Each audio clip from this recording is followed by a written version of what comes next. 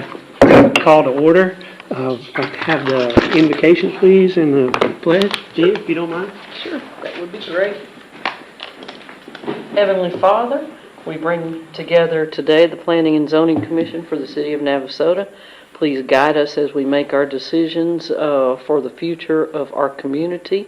And please lead us in the direction that you want us to go, God, and to do the best for your will and for the will of the people of the City of Navasota. In your heavenly name we pray. Amen. Amen. Pledge allegiance to the flag of the United States of America and to the republic for which it stands, one nation, under God, indivisible, with liberty and justice for all. Thank you. Lupe, do we have any remarks from visitors? Sir?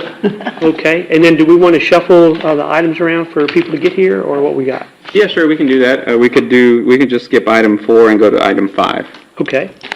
So we'll go to item number 5, which is consideration and possible action on the final plat submitted by Ante Development, LLC for Hidden Hills Phase 2, a 21-lot single-dwelling subdivision for the property legally described as A0002 D. Arnold, Tract 11, Par 10, acres 11.763, located in Navasota, Grimes County, Texas, 77868.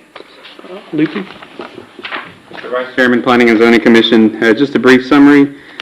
Following preliminary plat approval all the way back in 2021, Planning and Zoning approved the prelim plat for this project. The project includes 4 phases. Phase 1 has already been constructed and approved. Phase 2 was constructed. The improvements were accepted by City Council on May 13th City Council meeting. And so tonight it's considering the final plat, which is the legal instrument that creates those lots. All of the infrastructure, again, has been accepted by City Council, all in accordance with our codes. And I know that Jeff Robertson with McLaren Brown is here within the engineering firm if y'all have any questions. And this is a 21-lot phase. Is this the last phase?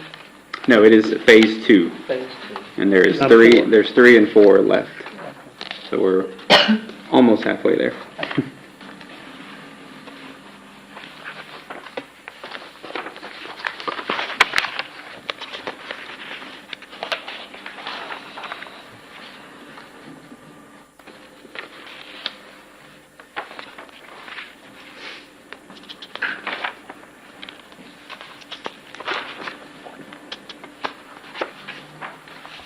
I'm sorry, Lupe, who did you say was here to represent? Jeff Robertson with McLaren Brown. He's the engineering firm. Engineer. Yeah. I would just have one question for you, Mr. McLaren. It relates to the whole project in general. Yes, sir. I'm just wondering what you think about how well your detention pond has performed in the January and then the recent rainstorm. Yes, sir. I think the detention pond needed to be cleaned out. There was some silt and things like that in it that has been cleaned out. I think some of the rainstorms we've had have been pretty substantial, honestly, compared to some of the models that we prepare when we're designing. Well, that's the discussion that I've had, and I don't know if you represented earlier, is, that does barely met the standards of rainfall for a 10-year flood, but the flash flood effect is what we're dealing with these things. And I know that, yeah, you certainly did have some, I imagine some of that sediment was just from the construction in general, but. Yes, sir, and some of it too is going downstream of Hidden Hills, that pond discharges into the, LaSalle right away, which then goes to the railroad. Right. Some of that also has been kind of backed up and weedy, and so it's like the water isn't necessarily getting out because some of that's backed up. Yeah, you can't outflow through your 18-inch pipe without, yeah. But we have added some berms along the backs of the lots that back up to those existing properties along LaSalle, and we are in phases 3 and 4, we're looking into adding rear lot drainage to convey the water, from going to the existing properties and getting it back out to the detention pond. The good thing about the detention pond, if it does overflow, it goes into the highway right away, and it doesn't go into another property. But yes, sir, we have been, trying to be cognizant and trying to watch that, and the developer also, wants to be around Navasota for a long time, so they're going to try to do a good job and make sure if there are issues that we address it. Very good. And Thank you. we have talked to John McKay, the city engineer, several times and worked with him to try to, make the drainage as good as possible. Okay, thanks. Yes, sir.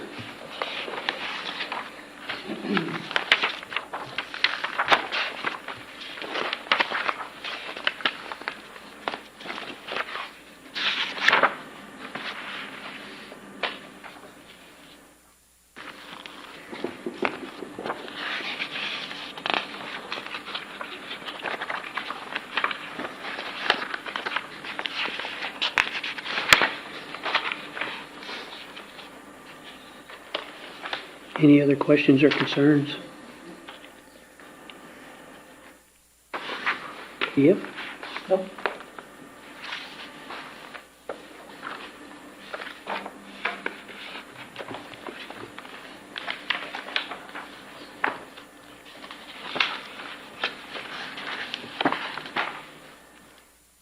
I make a motion we approve the final plat submitted by Anti-Development LLC for Hidden Hills Phase 2, a 21-lot single-dwelling subdivision for the property legally described as A0002 D. Arnold, Track 11, Part 10, acres 11.763, located in Navasota, Grimes County, Texas. Second. We have a motion and a second. All in favor, respond by saying aye. Aye. No opposed, so motion carries. So do you want to go to item number 4? Because Yeah, Mr. Murphy's here, so yeah, we can jump back there if you like. Okay, so now we're gonna go to item number 4, which is, conduct a public hearing to receive public comment and testimony regarding the zoning amendment application submitted by the City of Navasota by Cross Trails Development LLC for the property located in the A0055-0 D Arnold Abstract adjacent to Pecan Lake Estate Phase 2. Zoning amendment application request to amend the existing regulations outlined within the Pecan Grove Estate PUD, a planned unit development. Additional design guidelines related to home design standards, street design standards, and park plan requirements. The property affected is legally described as A0055-0 D Arnold, Tract 4, acreage 35.13, located in Navasota, Grimes County, Texas, 77868. Lucas? And open that public Oh, hearing. we need to open So the nice. public hearing, sorry about that. Again, Vice Chairman, Planning and Zoning Commission, just going to read through a brief summary of this project. So in December of 2022, Cross Trails Development LLC filed a petition to rezone the 35 acres. It had recently been annexed, and so the rezoning was from Ag Open to Pecan Groves PUD. The developer intends to develop a little over 140 lots adjacent to Pecan Lakes Estates Phase 2. Planning and Zoning on January 12th of 2023, and then City Council January 23rd, 2023, approved that PUD. That PUD is attached in the exhibits, just to reference. And then since then, normally the way the process works is once the zoning is approved, then staff go to work with the developer to make sure that the preliminary plat and everything is going to be designed in accordance with all the standards. So in that back and forth review of the requirements, there's been other things that have come up, and now there's another amendment being proposed to that PUD. One is to ensure that all of the public improvements are included to adequately serve the subdivision, and then 2, we want to promote some compatibility with the adjacent Pecan Lakes Phase 2. And both of those amendments, those 2 goals are outlined in those amendments presented, and that's going to be, I know the exhibits maybe are a little confusing because the PUD originally had a lot of exhibits, but the main thing for consideration is the proposed Pecan Groves Estates PUD amendments, which is right after the staff report. There you can see Section 1, Section 2, and Section 3, and those are what's being amended. So Chad Murphy with the development is here tonight, if y'all have any questions about this, and of course staff.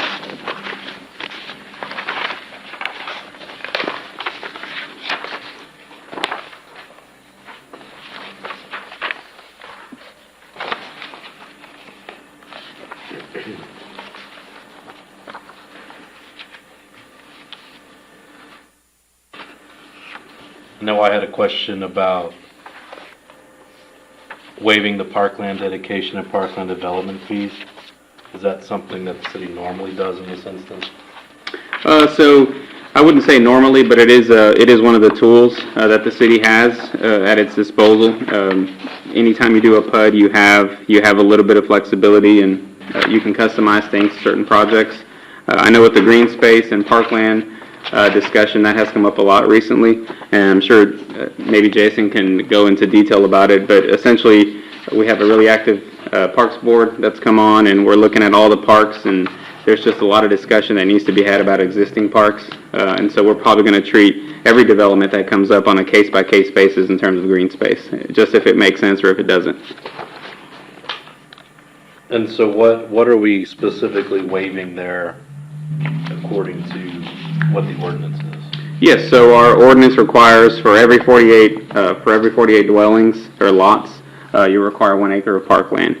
In this instance, what's being proposed is a little over an acre for green space, open space. The difference is the city is not wanting to take that on to be city owned and maintained. We want that to remain part of the HOA, have them own and maintain it, with the caveat that it's open to the public, right? So it can't just be limited to the residents of that HOA. That is tied to other things that the city and the developer are negotiating back and forth. And I think I provided a little bit of background on the proposed development agreement that's gonna take place, that city council is gonna consider on the 28th. And so all of those things were kind of weighed to see what can be done to make the development feasible. So that's about 1 acre for 48 lots? I mean, it's 1 acre for 48 lots, right? The current regulation, yes. But they have 140 lots? Correct. And what are they planning to allocate for parkland out of those lots? So let me pull up the,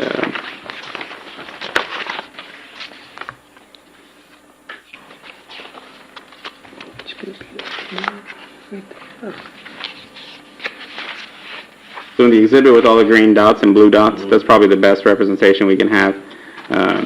So the roughly 0.8 acres is in the bottom left corner.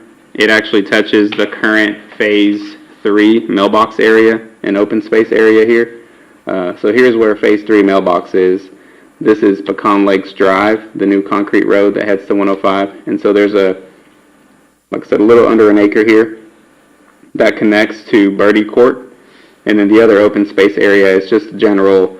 There's going to be a small cluster mailbox area, and there's also some other open space for, benches or whatever else the developer is going to propose there. But both of these together, it adds up to about an acre or so.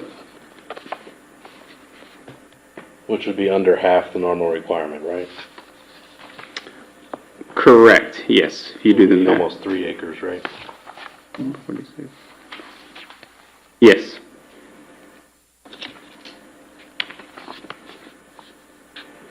However, in addition to just quality of life, connectivity, one of the things that's going to be considered in that development agreement for council is the developer is proposing to pay a fee in lieu of $15,000 just for sidewalk fees. And the idea behind that is to eventually help fund a future connection to August Horse Park. So that's one of the items that's also being, proposed by the developer. But there will be sidewalks, right? Yes, throughout the subdivision, yes. But in addition to the sidewalks that are going to be all the streets, they're going to pay, or they're proposing to pay, an additional $15,000 sidewalk fee. and that just goes into our sidewalk bank for future connections. What are the green and purple dots? Okay, so we can actually, let's see here. Sorry, I got double spaced printing here, so it's kind of throwing me off. So Those pages, that won't be. So or section 2 in the proposed PUD amendments, this is home design standards. So going back to making sure that what's being proposed is going to complement Pecan Lakes Phase 2. Pecan Lakes Phase 1, Phase 2, Phase 3, they're all predominantly masonry. Right. All 4 sides, some 3 sides. What the green dots indicate is anything that has blue lights, or not blue lights, blue dots, those are basically masonry on 3 sides. Okay. The ones and the ones that are located on the corner, and it also indicates lot size. So there's 2 stipulations being presented by the developer that goes above and beyond what we require. So they're going to do masonry construction on 100% of the blue dots and of the corners, which is some of the greens, and then they're also proposing a minimum square foot of the home of 1,600 square feet where all of the blue dots are, and 1,400 square feet where the green dots are. And so those without dots would be smaller than 1,400? Well, the actual home square footage, which Okay. Navasota standard is 750 Right. minimum. So they're increasing their minimums to encourage a little bit bigger home in those lots specifically. Oh, okay. And where is this, could you pull up the map, where's the sidewalk gonna go that would connect to August Ward? So let me see here. So Commissioner, one of the things we try to do is, there is a house that's on 105.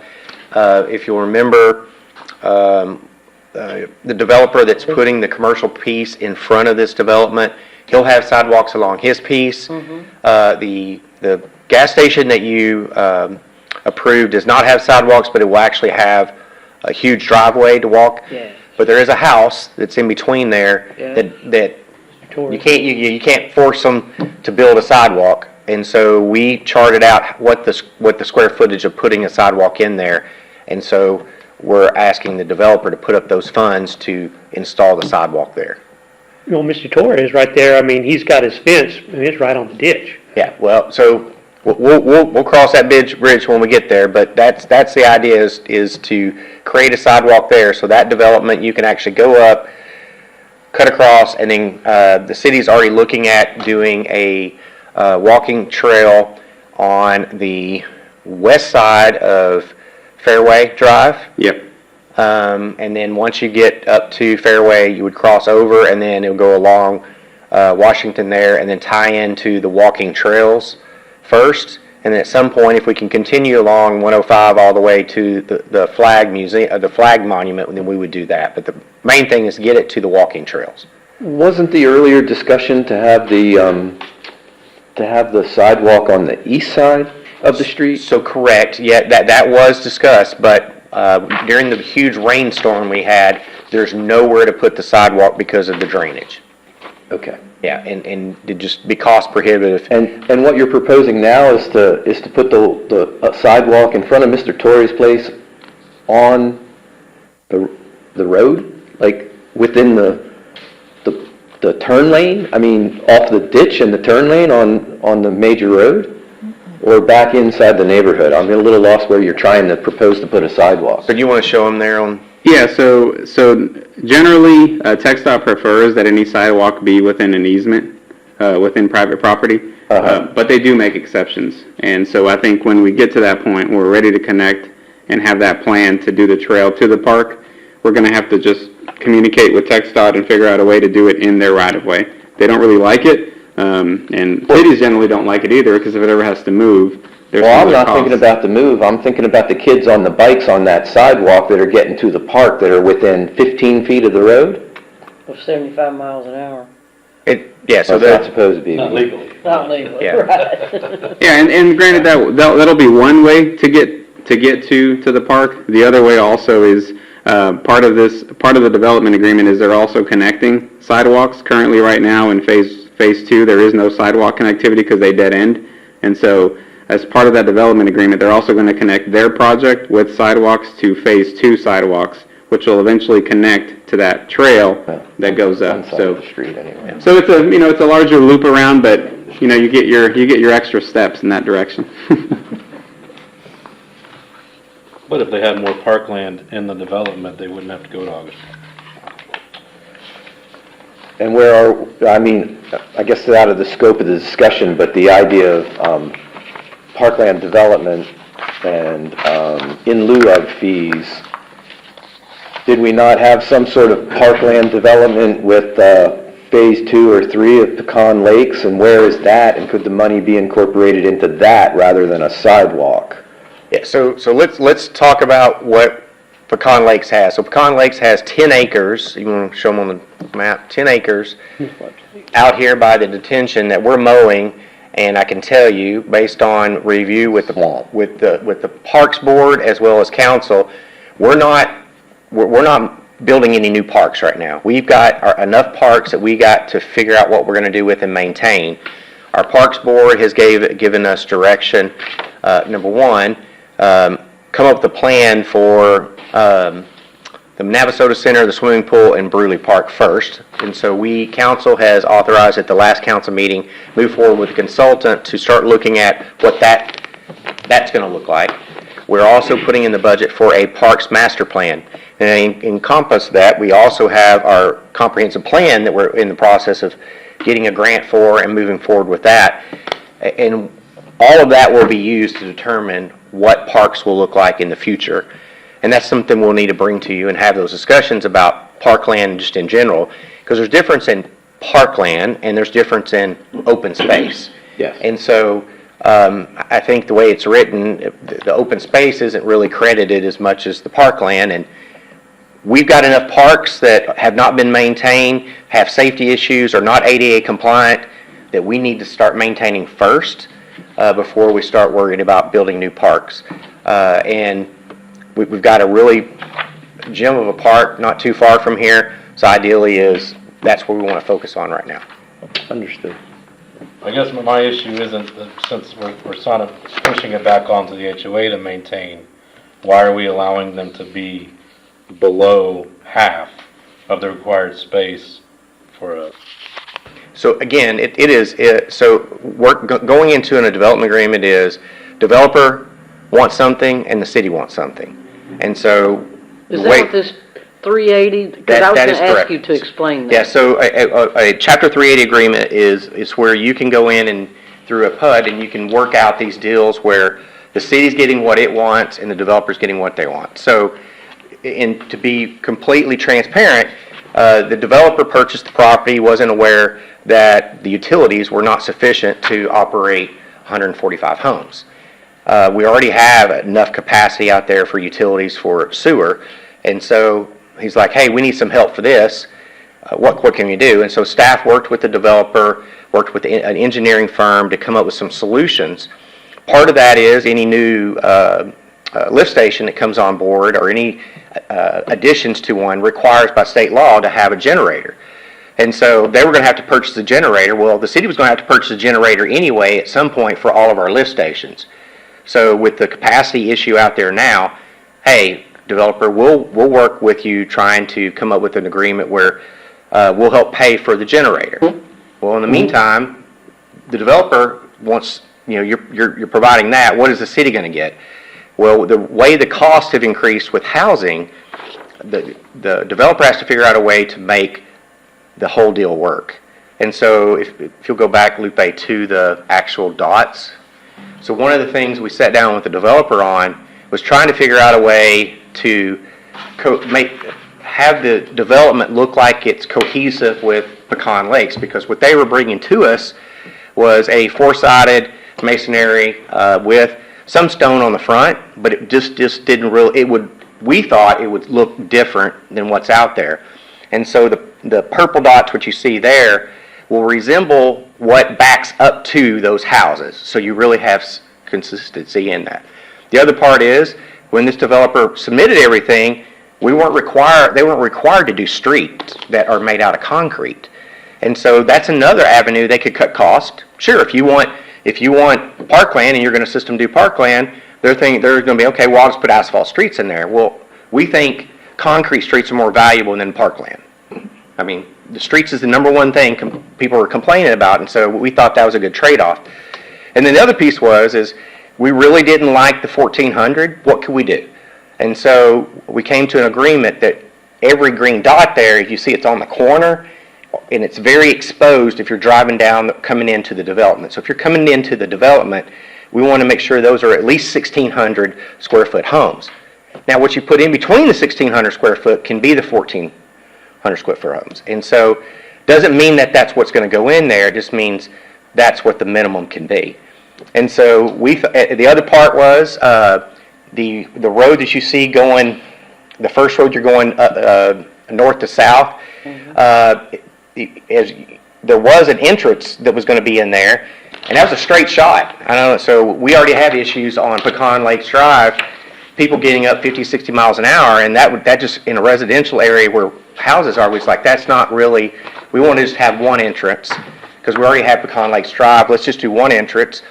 And so we were able to just shave a little bit off, because he was proposing some open space right there at that section, and we told him, we don't want the open space, and we don't want a street there.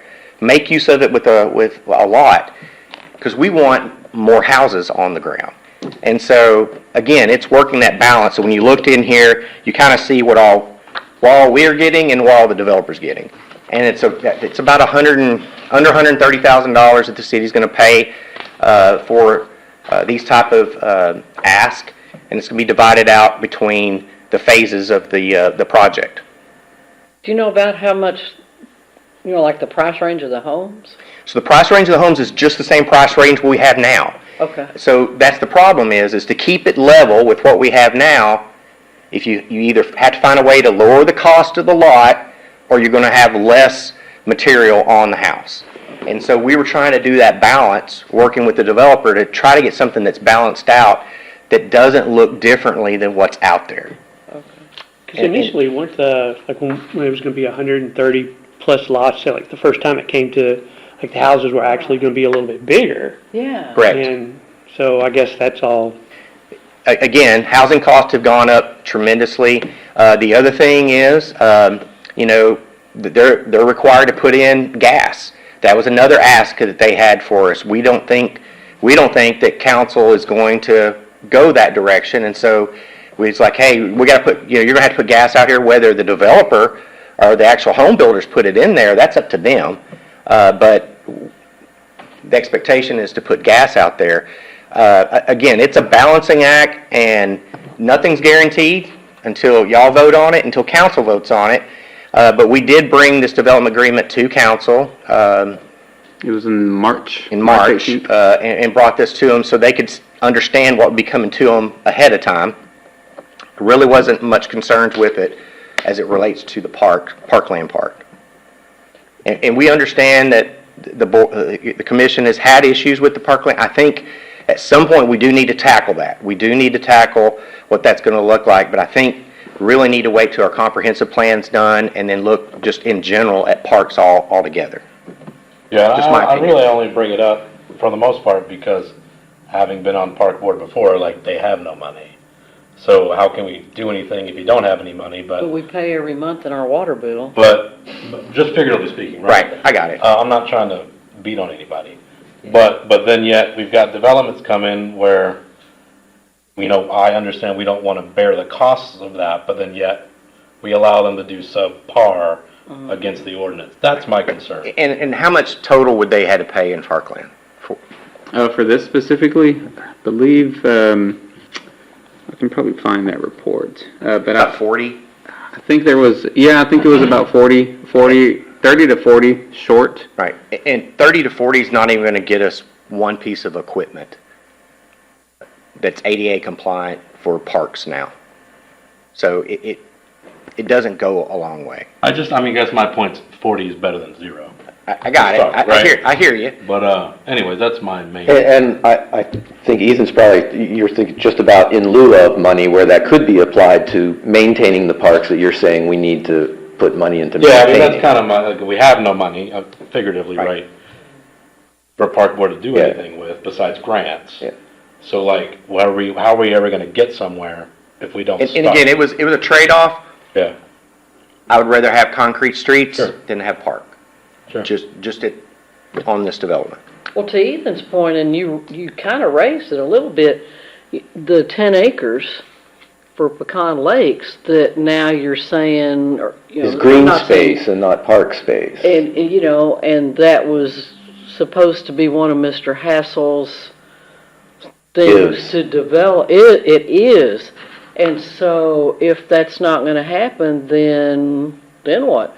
I mean, do we? We're gonna keep mowing it. Yeah, I mean, it is city-dedicated parkland now. We call it open space Okay. because there's nothing on there. There's no structure, There's you no don't have a structure. park structure, you just Right. have open Right, space. but it is city-owned But parkland now. I thought that was part of the agreement, was that he was to develop that and make it into something for Sidewalks, about- kids. I think there was gonna be A walking trail was Yeah. about the best we were gonna get out of that I from think what I that the recall. verbiage was Yeah. walking trail. Because I would tell you the HOA's had well, I wouldn't say the HOA. There's been discussion on the HOA pages about what can we do there. And ideally, when the HOA gets turned over to the residents, I can see that they start using some of the funds to put something out there themselves. Oh, okay. Yeah, I just didn't want us to have, you know, allowed something to happen that then didn't happen. Right. That we gave concessions for. Right. That then, you know, we'll never get back. Right. Yeah. And I just want to make sure you kind of understood how the Chapter 388 Development Agreement works. These are tools we have in the toolbox to get development here. You'll hear another one in the future, similar type thing, where it was a trade-off of something we get in lieu of having to do the parkland. I guess one of my questions would be, I mean, I understand, you know, you want the development, and I imagine that part of it is because of the development that's out there now, it's not like you can put something radically different in. I mean, you know, I mean, not a real estate agent, I'm certainly not a city planner, but doesn't mean you can't make a deal with somebody else on a different level that could, you know, do something different and still make a profit on it. I mean, to me, I understand the concessions. You're making concessions so that development can be done rather than not having anything because you want the housing, right? That's part of it, but also we want concrete streets. We also want a generator out there for that facility and to increase the sewer capacity for the current development that's out there. So, again, Wait, sorry, back up. For the current developments out there. So are you saying that it was all underdone to begin with? No, so just based on when if everybody flushes at the same time and it's pouring down rain, there's going to be, there's some issues. And so this helps provide some of that capacity. Not much, but there is some. If I'm not mistaken, Chad, correct? Yeah.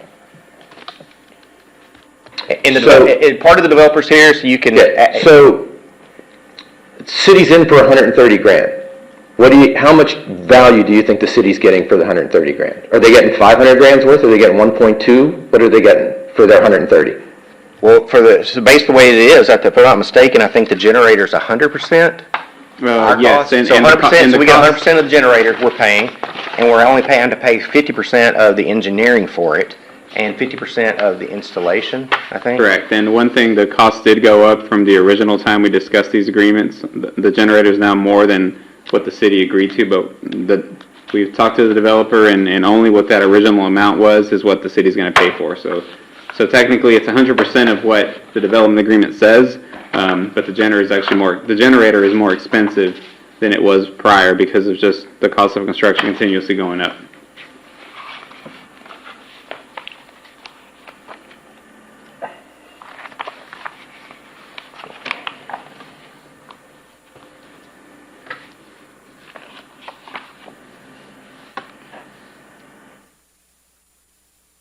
There, behind those, there's 3 lots right there with the green dots, and they're, you know, sort of at an angle, and then there's a big point behind those 3 lots.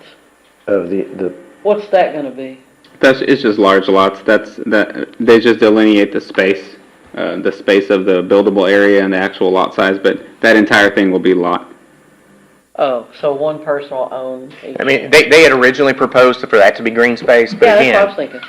I don't know. Yeah, I so just all like- of that will be encompassed now. To me, I get what you're saying. I get the concessions. I get all that. But it's like, okay, we're gonna let you put even less park space, but you're gonna shove it way here in the corner. what, let's back up on that. So that's not shoving it in the corner. That, the city asked for that to continue to be green space. And the developer was glad to be able to offer that, because here's the city's thinking.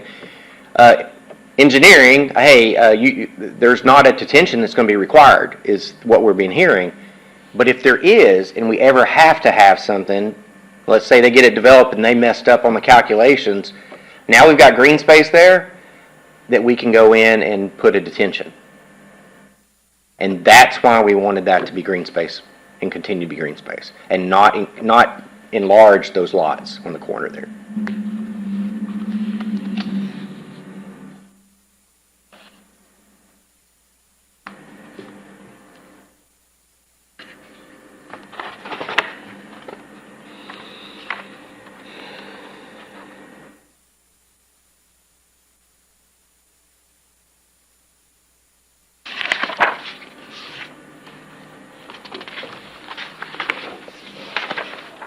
And how big are the lots? They are approximately,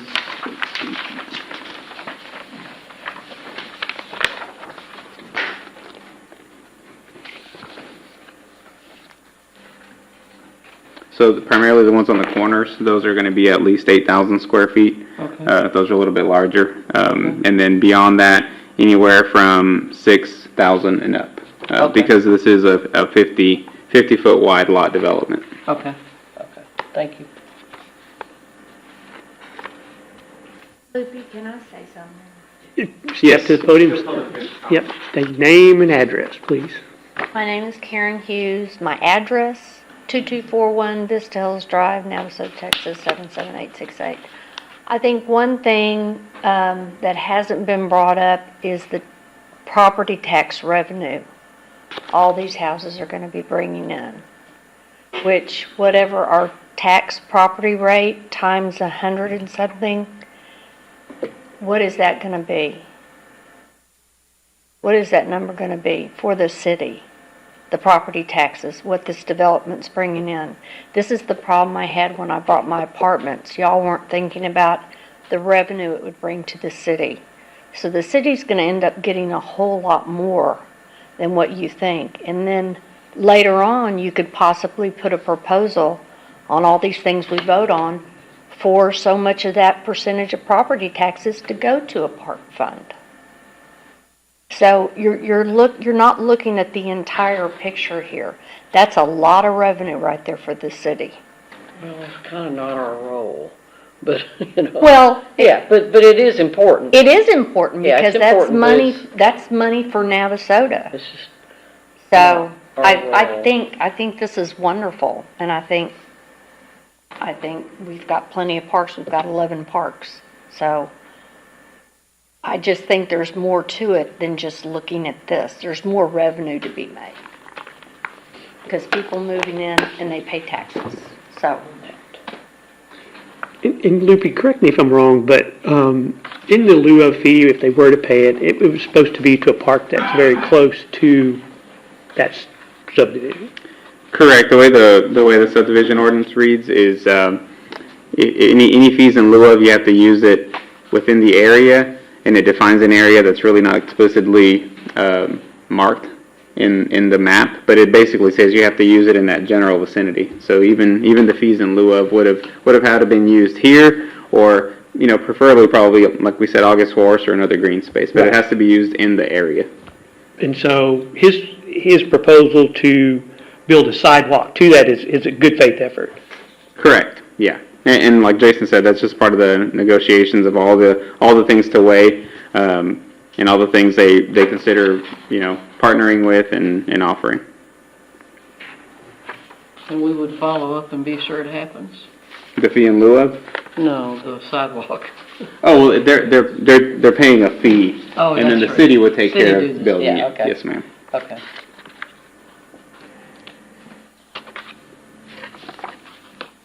But I'm certainly with Todd about having a sidewalk 15 feet from the road, you know.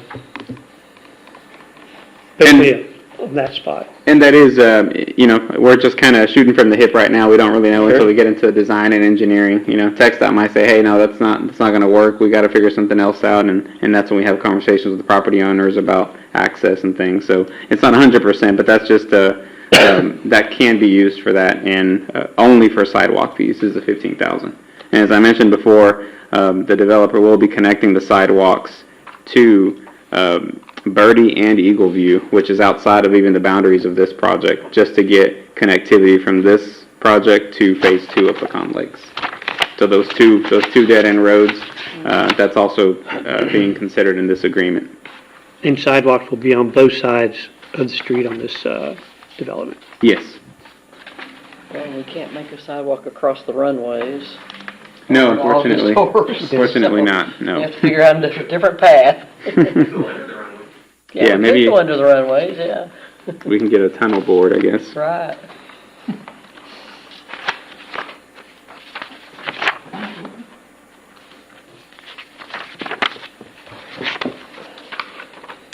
Any other discussion or consideration? How many Chapter 380s have we done? In how many years? I don't know. You So, probably not on development. Not that I know any. Probably like one every 2 years, you know. Yeah, so that's the probably good. last one was done was, for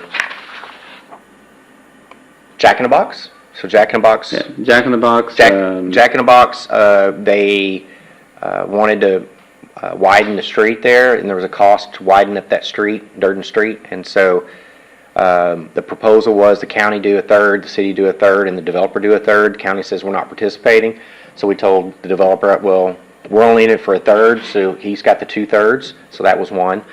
The other one was the parking lot for the P.A. Smith Hotel was to put the sidewalks that went around to match what we have now. So we did the development agreement for that.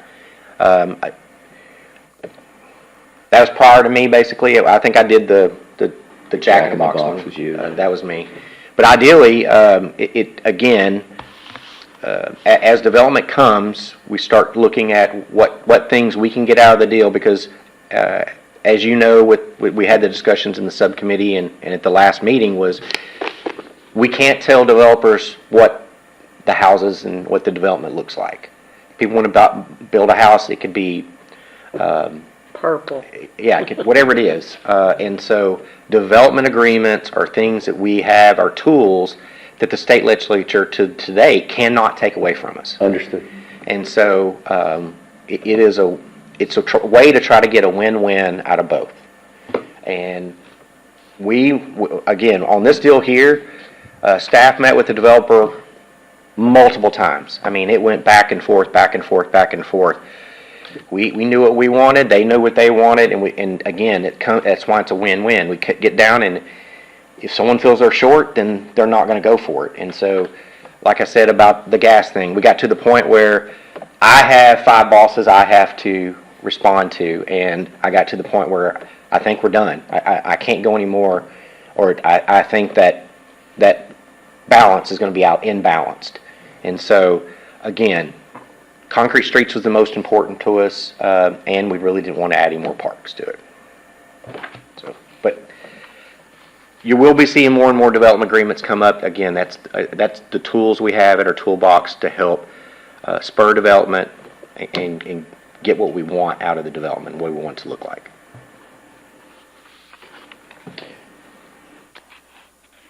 I just want to make sure that we're getting what we need, not necessarily, what you want and what you need aren't the same thing. Correct. And I guess the other thing is, it's not, like when they run into problems, when the developer runs into problems, they didn't understand that the infrastructure wasn't right.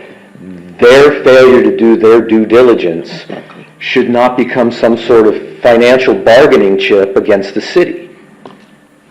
And I totally agree with that.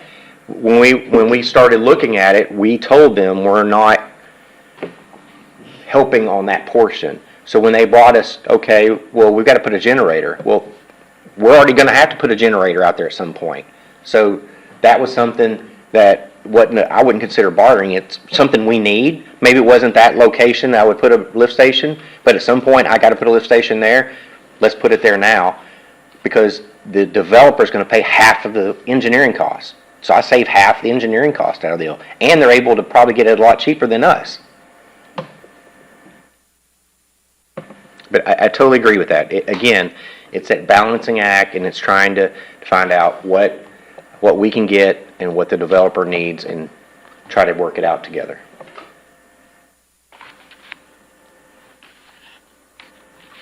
Thank you. Any other comments? Discussion? Good discussion. Okay, we'll close the public hearing at 6:45. And that leads us to consideration and possible action on the zoning amendment application submitted by the City of Navasota by Cross Trails Development LLC for the property legally described as A0055-0D Tyler, abstract adjacent to Pecan Lake Estate Phase 2. The zoning amendment application requested to amend the existing regulations outlined within the Pecan Grove Estate PUD, a planned unit development, additional design guidelines related to a home design standard, street design standards, and parkland requirements.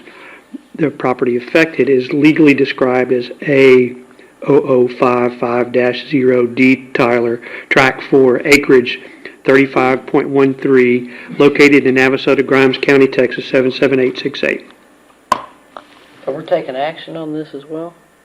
Yes, so this is an action. This says conduct a public I hearing. don't see that. That's Yeah, why I was looking for the action word. It's, so Buried in both of those are Consideration incorporated and here. possible action. Oh, okay, there it is. Okay, way down there. All right. Okay. And I so feel yes, better. what planning and zoning is voting on is on a recommendation to city council to approve or deny the recommended PUD amendments.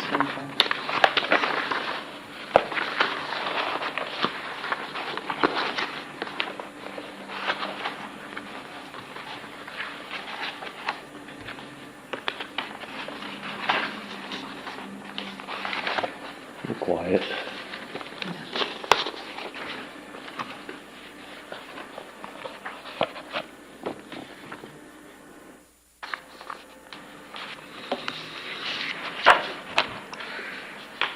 Ethan?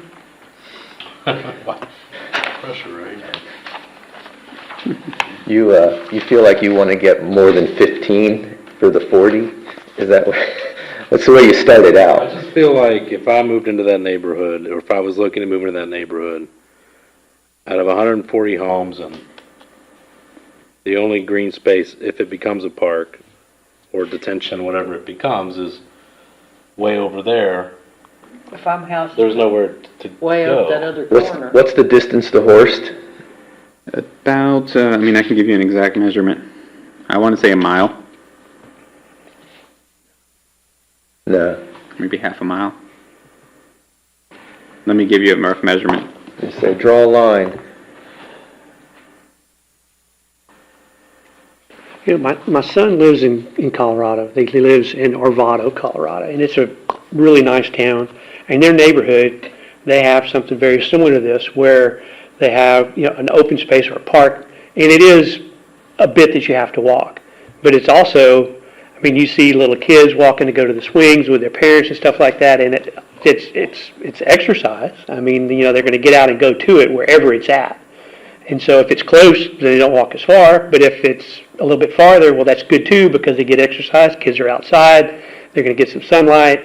They're going to get some activity, all which is good in Colorado, And so I've seen it work there, because when we first moved, when we bought the house, I looked out there and like, man, you're not going to be walking over there. They walk there all the time now. It's not a big deal. Yeah. So it is a little under half a mile, Yeah. 0.45 miles. That's if you go that way, but we're unsure when that sidewalk would ever be built, because other things have to happen first, right? Correct, yeah, that's in the, I guess in the mid-future.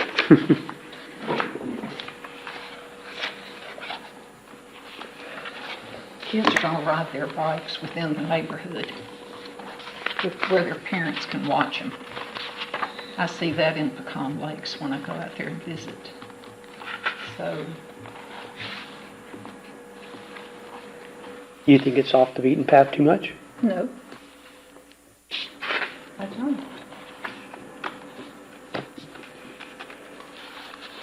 You know, my view on it is, you know, any open space like that is better than no open space. Right. And if the city gets what they want, you know, which is gonna add value to Navasota, concrete, roads, you know, because, I mean, the stuff that we have in these older neighborhoods and things like that with the potholes and things like that, it is a problem.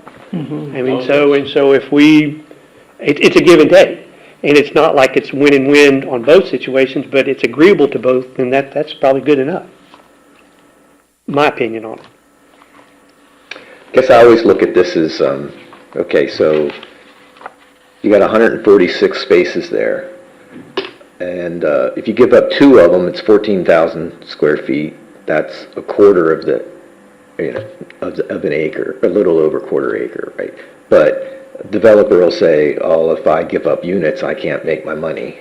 Well, You they know, wanted to and- do and- that in that corner where the road was coming across, but the city told them not to. So, And I know we don't have to, you know, you don't have to put park stuff on it to make it a usable grass field for a handful of kids.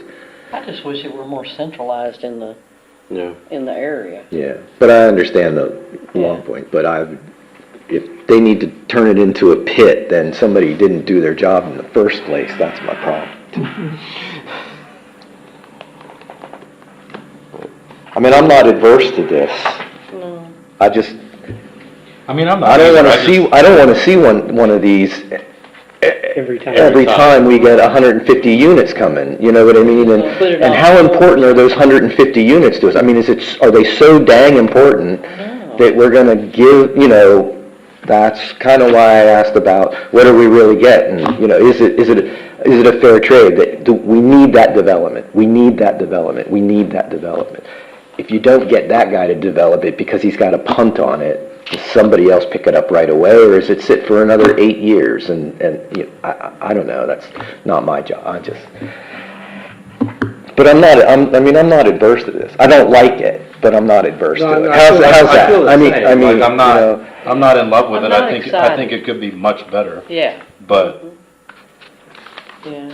If this is the best we got with, well, there's but I'm with you. I don't want to see it every time where, Right. you know, we're taking a third of what it's supposed to be, and yeah, and not getting the value of that back, even if it was just cash in order to put it into into doing something at Horst or maintaining the other parks. At least you feel like you're.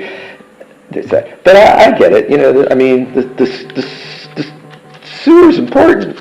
Like, probably more important than the concrete in my mind. But no, and You you know? know, you know, I live on More important than blacktop the roads, park well, there. a brand new one now, thank God, but I get it. I mean, streets are huge too, but I don't know. I'm not super happy about it, but I'm not against it either.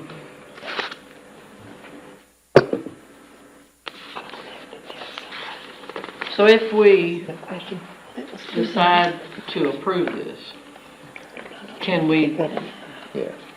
sort of, I mean, it wouldn't apply here, but can we as a group say that every case would have to come like this and not just be automatically approved just because it's got some little corner cut out of it, you know, for a park?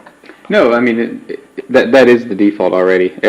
Every PUD amendment, every zoning change will have to come before P and Z. Tonight is the zoning, that just establishes the rule set that builds the subdivision. That layout that you see on the screen is not the final layout. but that is just for reference point, and that's, it's probably 90% what we have, but then the preliminary plat will come back to P and Z for a vote, and that is where you'll see the street layout, the final street layout, the final lot layout, and where is that open space going to be and how is it configured. And that's why Jason said, depending on that review of those construction drawings and of that plat, you may see a prelim plat that doesn't have that open space, but that is why you want to make sure that the rule set, which is the PUD, has that already built in.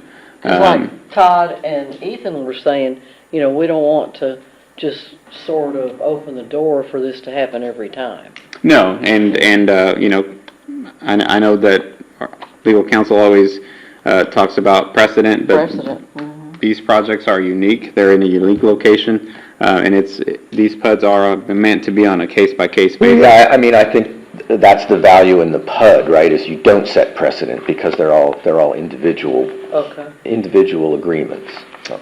Correct.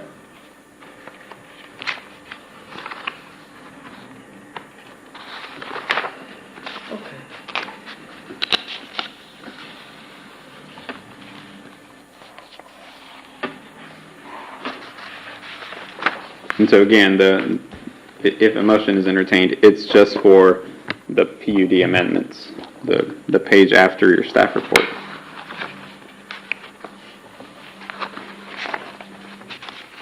So this plan could change, the site plan could change. Correct, yes, the final lot layout and configuration could change. So if But the that's the amendment case, should stay the then same. we need to specify what the parkland space needs to be? No, so Or they could just do whatever they want at that point? well, the PUD amendment, so section 1 is green space, parkland, open space provided within the development shall be owned and controlled by the HOA. So if they provide one, it'll be owned and controlled by them. If they don't provide one, then it's a moot point. And then that's why it outlines no fee in lieu of parkland or park development fees. And again, all this is pointing to that 380 that council will consider. But what happens if they don't provide one? Then it's fine because it's already listed here that that's a Okay. possibility. Yeah, they don't have to do anything. Okay.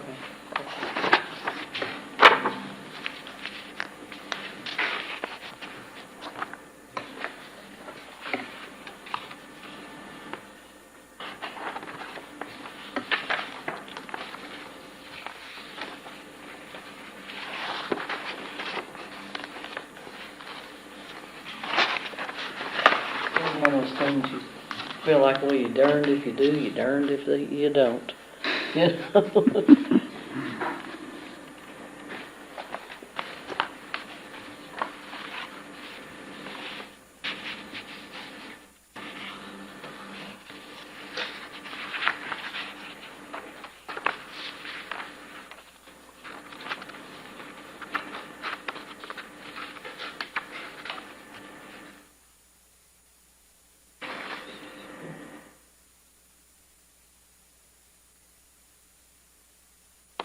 Do I have to read that whole thing? Mr. Chairman, I move that we go ahead and approve Okay, the zoning amendment application submitted to the City of Navasota by Cross Trails Development LLC for the property located in the A005-0 D. Tyler abstract adjacent to Pecan Lakes Estates Phase 2. The zoning amendment application requests to amend the existing regulations outlined within Pecan Groves Estate PUD, a planned unit development. Additional design guidelines related to home design standards, street design standards, and parkland requirements. The property affected is legally described as A0055-0 D. Tyler, Tract 4, acres 35.13, located in Navasota, Grimes County, Texas 77868. we have a motion by Commissioner Carolyn to approve the amendment. I'll second. We have a second by Commissioner Todd. All in favor by responding by saying aye. Aye. All opposed, say nay. No. Motion carries.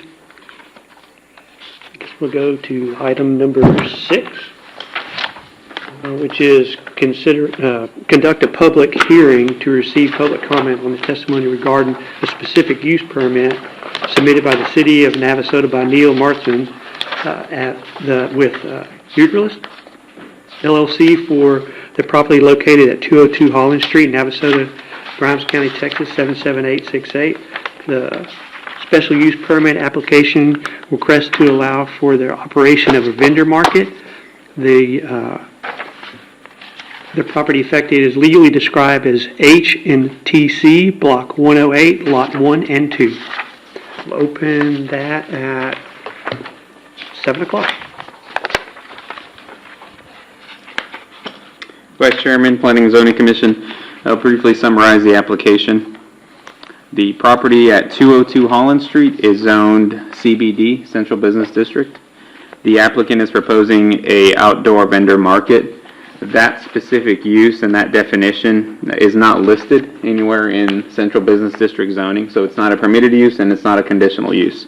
When that happens, property owners have the option of applying for a specific use permit. If that permit is granted, it's only granted to the property owner.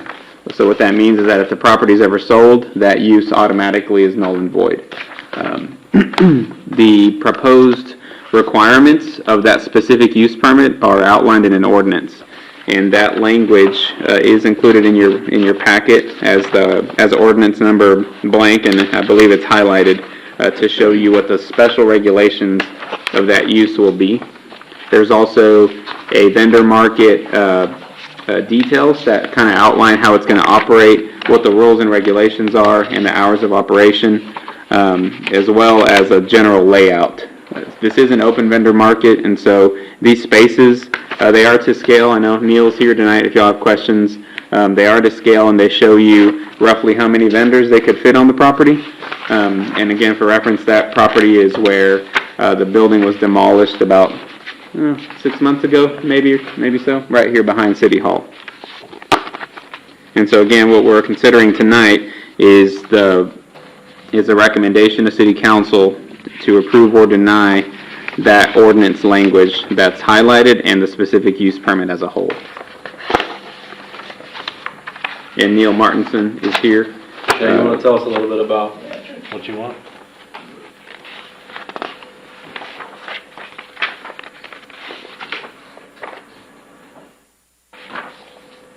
How y'all doing today? Good.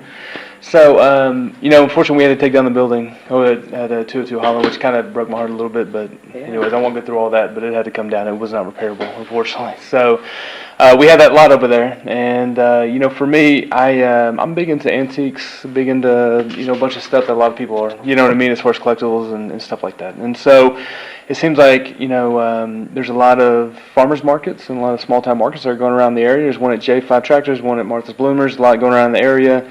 My family and I, I've got a wife and 3 kids. We go down to Waco quite often, go to Silo, stuff like that. Anytime we go on Saturdays, you see there's one right in the middle of town. You know what I mean? Brings a lot of folks out. So, as far as anything, I've actually got a booth over at Circle P Antiques, so this is not like out of my realm or anything like that. So I love old stuff. I know how to, the folks have got good connections and contacts with that as well. And so this is not something that, we were just kind of, throwing together. It's been pretty well thought out and planned as far as it goes. But yeah, that's kind of what we're trying to do. And so I think it bring a lot of folks downtown. The good thing is kind of in the morning, so it'd be like 9 to 3-ish, and kind of help with a lot of folks, just trying to get people downtown to be well marketed around the surrounding areas. And to be honest, I don't know. I know you have the farmers market like once a month type thing, with a lot of like the folks that make stuff and everything. This will be a lot of different feel. You know what I mean? It's going to be a lot of that as well. So if somebody wants to make something or have a honey vendor or whatever they want to do, but also folks that. For me, I've got a booth that I've actually got 2 over at Circle P Antiques. It's at me and my family have them, but a lot of people don't want to commit to that. A lot of people don't want to commit to a whole year thing. They still have a lot of stuff they want to move. They still have a lot of great stuff, and in this world that we live in, there's only a couple of ways that you can move stuff. And I'm being honest. You can either try to have a garage sale, put it on Facebook Marketplace, get some crazy come to your house, which is maybe not a great idea. If you're not computer inclined, eBay's out the window. So I'm just saying, this is just an outlet for a lot of folks that can do that, pay a little money as far as on Saturday or Sunday, set up a booth, 10 by 10 spot, you know what I mean? Be able to set up. And honestly, it's a great time. It's a really good time for a lot of folks to come out and have fun. So Again, you know, the way we got it spread out, anything you guys think of, but I mean, for the most part, it's pretty well thought out on how we're wanting to plan it. So any questions y'all have, please let me know. So. Do you have, sorry, Okay. No, but so this ladies first? is Saturday and Sunday only? Yes, Saturday, Sunday only. It's only on the I weekends. really like it when the city parks their cars over there. Yeah. You know, and leaves the parking lot over here open for, Yeah. you know, the citizens. No, it's just Saturday and Sunday only is all it's going to be. Okay. So that's honestly, I've got 3 kids, a wife, a business. I ain't got time for anything else. So that's about all I got, to be honest with you. So you're gonna only have power at the 10 units that are on the one side? No, not necessarily. You know, honestly, with the way we got going on, there's really not a lot of need for power for a lot of these. You know, that's if we ever bring in food trucks or anything like that, there'll be power on one side for them. But typically on an open market like that, there's not a real need for power on stuff. You know, it's normally set up an easy up tent, kind of put your tables down, set up your stuff, and roll from there. You know what I mean? Kind of going. So it really was just for if we brought in kind of food trucks or any that needed power whenever they roll through. So. And then, like vendors, do you foresee something that you wouldn't want there? Absolutely, 100%. Oh my gosh, that was like my number one deal. So I'm not big into, I kind of had it outlined, but any kind of like fireworks, firearms, super out. No, I don't want to do any of those breeders where they, dogs, selling dogs. I'm out on that. I had thought about, possibly like with the Navasota shelter, animal shelter, maybe just giving them a space because I know that's a really big deal and I know they get overloaded. So it'd be kind of cool to be able to have a little outlet for them, if they wanted to come and set up and type thing. But that'd be the only thing animal related. But yeah, other than that, like no. Anything that you would think of would not be appropriate, I'm on the same wavelength that I would not want to be out there, if that makes sense. Kind of go that route, kind of go from there. And so the way we're going to be doing that too is the idea is we're going to have everybody kind of come through and sign up even online. It's like a vetting process, kind of submit an application, and they'll get followed back on to make sure that everything gets approved, kind of rolling forward, so. Commission, also, one other thing, if you'll notice in the packet there, there's an exclusion to that, so it's not every Saturday. So we did put in there the second Saturday of the month because we didn't want them in competition with the city's farmers market. We're probably going to honestly do like the first and third Saturday is kind of our goal, you know what I mean, type thing. Probably do it like twice a month is kind of our goal, you know what I mean, and everything, but. And then where would people park? Great question. So parking is going to be, even at that farmer's market, that they park everywhere. I get that, but there's still a lot downtown, and there's a lot even on Railroad Street and around, kind of where the Lone Star Flooring is. Actually, they're good insureds of mine, so we can even work out a deal there if we had to. But there's a lot of parking around those neighborhoods and around that would suffice, as far as that goes, because there's not a lot of parking if you actually look on the back end of Railroad Street and around. It's not utilized very much, so. Kind of my goal. So you're, Would they be allowed to park in the city parking lot here, or? That's I was going to ask and see, but I mean, typically on the weekends it's pretty, it's vacant. I would want the vendors to park out to accommodate more people when they come in to park, you know what I mean, as far as to try to get more people downtown, as far as customers go, but yes, I mean, that's kind of the thought, yes ma'am. Okay. what's your intention with the Willie Make-Its? The Willie Make It? Yes, the porta potties. The porta potties. It's going to be on the back side of the property. So Are you going to bring them in every event, or are you going to leave them there and chain them up? Yeah, I, to be honest, I'm going to have to figure that out. I mean, but regardless, they're going to be there regardless, you know what I mean? But yeah, I tried to, at first, my family likes to go to that Santa's Wonderland, you know what I mean? And so I called to try to get a price on like the bougie ones, type thing, and that's probably not going to work what I was wanting to do. And so we're going to try to, but I've got some contacts that I'm going to be contacting to figure out how. But no, we're going to have at least 2 to 3 porta potties with a hand washing station, you know what I mean, there at all times. So that way it's in good shape on that. Especially with that many people that we're going to bring in, it's necessary to do that, and especially at that time, then I don't think anything else can be open, so it's got to be in there. So. And you say no food trucks at this point, but will people be bringing baked goods and anything like that where they need? Yeah, it's got to be vetted out. Yeah, it's going to be vetted out and rolling through. I mean, I don't want anybody to.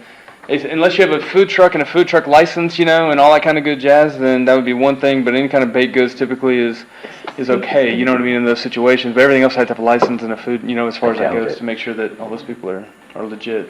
So. And your ground surface is going to remain what it is now? A ground surface? Yeah. The material on the dirt. No, probably not. I'm probably gonna have to put another layer in, you know what I mean, to kind of go through it. To be honest, I wanted to see if we get approved, we're gonna be going full force on this thing, you know what I mean, to roll, to get it done. But no, it's gonna, more like I'm gonna have to put another level. If you look on the corner of the lot, you know, as y'all saw, when it gets a lot of water, it retains in certain areas as far as that goes. So it's gonna have to be graded out a little bit more to kind of do that, so.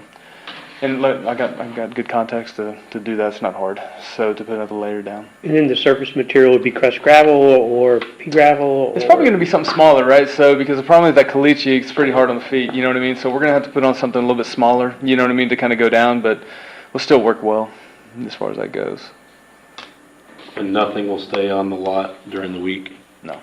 Everything must be removed? It'll be all clean. So every time, whenever you guys get here on Monday morning, it'll all be exactly the same every single time. Be cleared off, so it'll be in good shape. And picked up and all that kind of good jazz. You know what I mean? So it's not going to be a problem for y'all. Commission, we are also, so the city's working on a separate agreement that will become city staff only parking Monday through Friday. And then the portable restrooms, I mean, porta potties, I would imagine that. I mean, they're going to stay there 24/7, or it's just going to be coming and going, or how's Well, that it's going gonna to be on work? the back side of the property if they are stay there. You know what I mean? So it'll be on the back part of the property along that fence line. It's kind of my goal. So it's not like it's gonna be up at the front as a sore thumb, if that makes sense. So it'll be kind of blended in the back anyways. To be honest, it's not real sightly back there anyways. So you know, as far as it goes, but it'll be on the back side of the fence. So how will it work during the events, like, you know, PA Smith's got a big artisan thing coming up here in about 3 weeks, you know, so will you be doing it the same, you know, for example, I don't know if you will have it ready by that time, but. No, I don't know if I will, but to be honest, I mean, it's just it's a different crowd. You know what I mean? Than a lot of stuff is what I'm trying to explain. You know, a lot of folks, it's just a different crowd of people even coming out. You know, whenever I'm a picker. I am, so I can't. My wife, God forbid. I mean, I'm a hoarder, unfortunately, on some parts. But I can't pass an estate sale or garage sale, you know what I mean, type thing. And this kind of folks, you know, be coming out. And there's a lot more clientele that's going to be coming out in that episode that may not be otherwise. You know what I mean, which is kind of nice. And so I'm not looking to compete with anybody, if that makes sense, and as far as it goes. But all I'm trying to say is that I think it's going to be really good for the community, trying to get more people into Navasota so that we can kind of visit and kind of go from there as well. So would it be people potentially as well who are just a one-off because they want to have they're just going to have a garage sale and they need a location? Yeah, I'm not looking to have yard sale stuff, right? So Okay. that's not what it is. So it's not like, hey, come pay your money, have a garage sale. That's not what it is. We want to have. That's why I'm saying they're going to have applications that are going to come through to see exactly what kind of stuff they're going to sell before they get approved to get a spot. And you're going to be the sole decider, or do you have a group of people? No, it's just gonna be me. It'll just be me as far as it goes, you know. Again, it's a vendor market. It's not anything crazy, you know, as far as it goes. But yeah. But I mean, you know, like I personally, I buy and sell sports cards. You know what I mean? So there's a lot of guys that have a hard time setting up for sports card stuff. And I have a lot of friends in the business that would enjoy doing that. You know, setting up kind of a sports card deal on the weekends. So. Neil, do any of our surrounding towns have something similar to what you're wanting to do?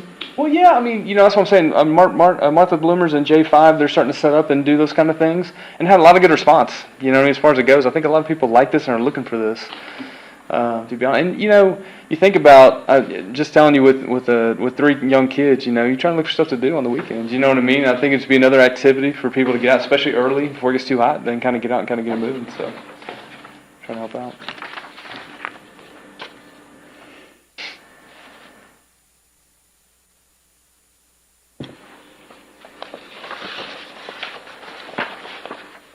My main thought was just trying to get more people down. Navasota was a big deal. I thought it would be kind of, the more I thought about it, the more I saw other small towns that had these, and we don't. And I think my mind just works like that, trying to fill a need, or trying to fill a void type thing. It's kind of the way I think of things. So, and unfortunately, since I've got that lot right now, which we're not planning on building for probably another year and a half or so, you know, this would be a suffice until then, until we kind of get. This is temporary. Absolutely, it's not going to be there for the next 20 years. You know what I mean? It's going to be a temporary thing until we kind of get something built. Because, you know, to be honest, I want to build up more cash reserves, and I want the insurance to come down kind of before we start building on something like that. And so it's going to be more of a temporary thing until we decide to build the spot.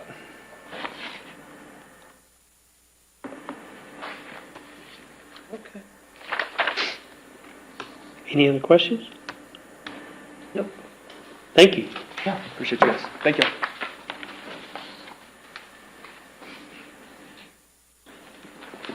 Todd? Have any other questions? My biggest question is just the porta potties and how long, being there overnight. I know when the city has theirs and there's all, for events and stuff, there's a little more security going on. Guys like Ethan and me, when we were 17, porta potty was prime pickings for troublemaking, So, Across the street from the police department. yeah, no, wouldn't have stopped me. That would be a deterrent. Wouldn't have stopped me and my friends, but, Thanks for sharing. Now we know what happened to them. yeah. That's the statute of limitations. I mean, I don't know whether, I'm sure he's gonna find out that he probably can't put 50 spaces in there if people bring a 10-foot tent and you have expectations of being able to walk inside it and walk around it and stuff like that. But, I mean, that's all, I don't think it matters to me how many spaces he thinks he can get. I mean, I know, you're paying a daily fee. You want as many spaces as you can possibly squeeze in there in order to get the numbers that you want, but I can't see anything. I hate empty space. I mean, for me, it's just being kept clean when it's not. Yeah, right. Like, Yeah. who's in charge of picking up the garbage at the end of the day so that we don't have stuff blowing across town and stuff like that? I mean, that's... Neil? Yeah, that'd be you, buddy. That'd be you. You got 3 kids. Yeah. 3 kids. I thought it Yeah, stated there's in your here crew. the vendor Yeah. is responsible. Yeah, well, they should be. I don't know, I kind of think it's worth a try. I do too. So It I'm works gonna in Wimberley. Make a motion. At I gotta Wimberley close the Days. public hearing. Do what? I gotta close the public hearing. Oh, close the public hearing. Yeah, Okay. so we'll okay, close the public hearing at 7:16. Okay. And that leads us to consideration and possible action of the specific use permit submitted by the City of Navasota and Neil Martinson with Nelius LLC for their property located at 202 Holland Street, Navasota, Grimes County, Texas, 77868. The specific use permit application requested to allow for operation of a vendor market. The property affected is legally described as H&TC Block 108, Lot 1 and 2. I'll make a motion, we approve the specific use permit requested to allow for the operation of a vendor market. Property affected is legally described as H&TC Block 108, Lot 1 and 2. Have a motion by Commissioner Dia, I'll second it. Oh, Debbie. Go ahead. second by Commissioner Debbie. All in favor, reply by saying aye. Aye. Any opposed? Being none, the motion carries. That leads us to item number 7, which is consideration and possible action on approval of the minute meetings from April the 25th, 2024, as presented. I move that we approve the minutes for the meeting of April 25th, 2024 as presented. So we have a motion to approve the minutes, I'll second. and we have a second. All approve, saying aye. Aye. All disapprove, say aye. Being none, we'll carry it on. That leads us to item number 8, which is adjournment at 7:17.